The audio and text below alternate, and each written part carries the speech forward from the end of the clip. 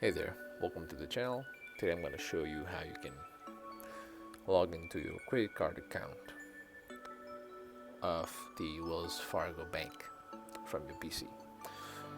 So first, you're going to open your preferred browser, and on the address bar of the Google bar, what you're going to type is, you're going to type in Wells Fargo credit card login.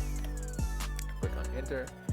Now see, this is a bank's website and this is a credit card's website, as you can see from here. So in order to save you some time, I'm gonna go and open the first link with the creditcards.wellsfargo.com.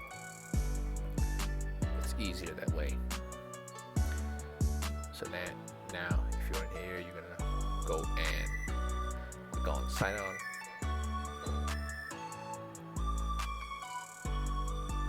You're going to enter your username and password and sign on. So you'll be directed to the main page of your account.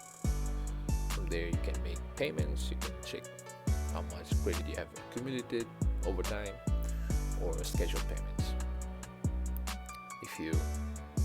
If this content helped you, make sure you like, share and subscribe to the channel.